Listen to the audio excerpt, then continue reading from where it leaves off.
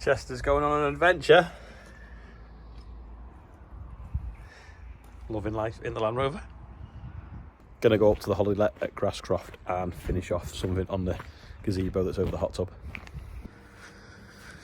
Just these barge boards to go on, and then I think it wants something like these in the back here, so that it lets the wind through, but when you're up there you can't see it because that's a road. You do get people walking past.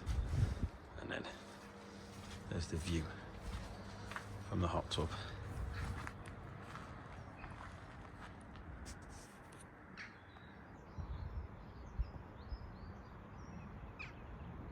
See over here as well. Just go into the garden that way. You can see hills that way, and come round skyline of Manchester.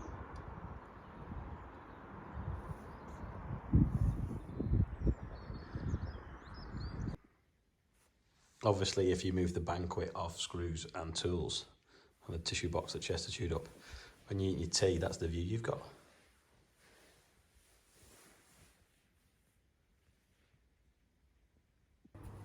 Cold. Yeah. Putting the boards on here now. Them boards up there are sorted. I'm just gonna, this tap's very close to the floor. It needs a tap putting on there. I'm just gonna take this board off and see if it'll adjust any, if I cut a bit of wood out of that. Just took this off now, and what's inside? I'm just gonna cut a bit off here so that panel sits up a bit higher. I forgot to film the rest of the hot tub modification. Anyway, I'm back now at the main yard, and this concrete is looking splendid. It's proper bright white and I need sunglasses on. But what I'm going to do is, along the edge of the Weighbridge, I'll show you now, it's kind of got like a little bit of the fat off the concrete, if you will. So I need to kind of scrape it off. So along this edge here, can you see that?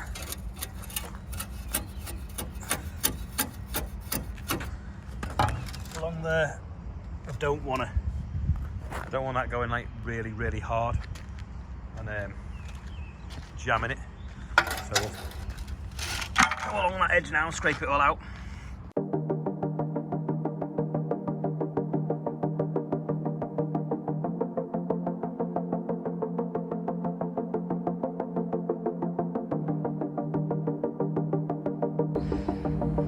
It must be set because Kaz has just walked on it.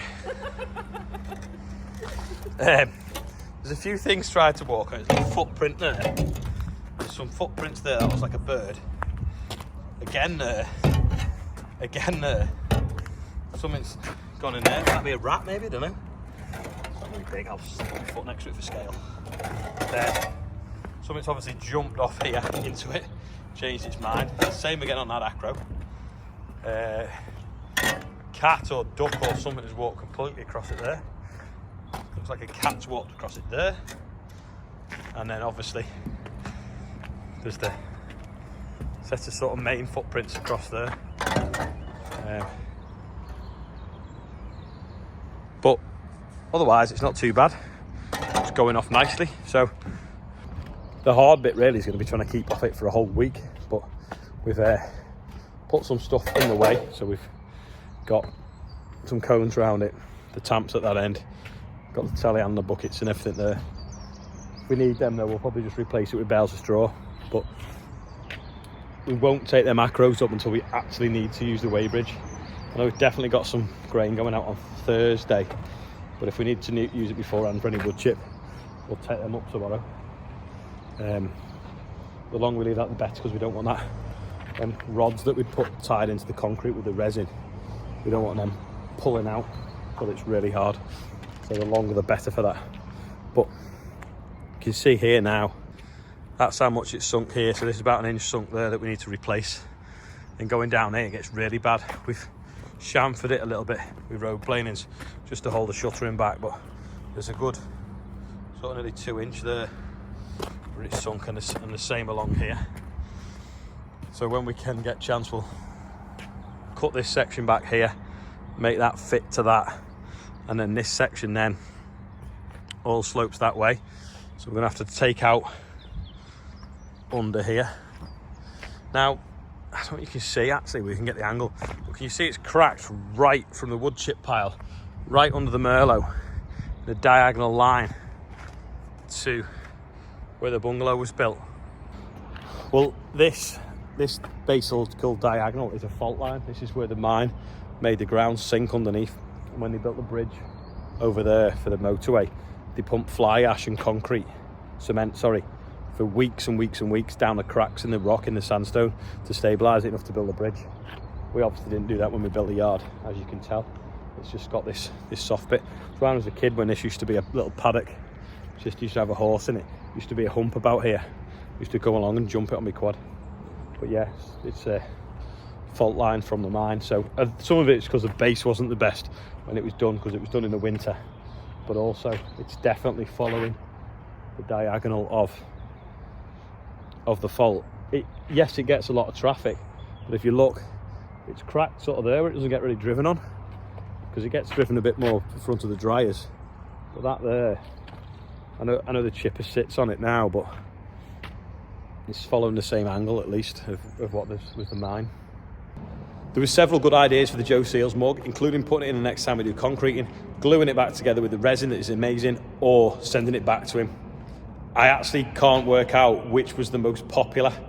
I think putting in the concrete would be quite clever, but equally, maybe we should glue it back together with resin first, then put it in the concrete. Don't know. Let me know again in the comments. Do we resin it back and put it in the concrete, or do we just leave it in the concrete? Going to quickly do the birthday bumble, but Heidi's going to help me, so off we go.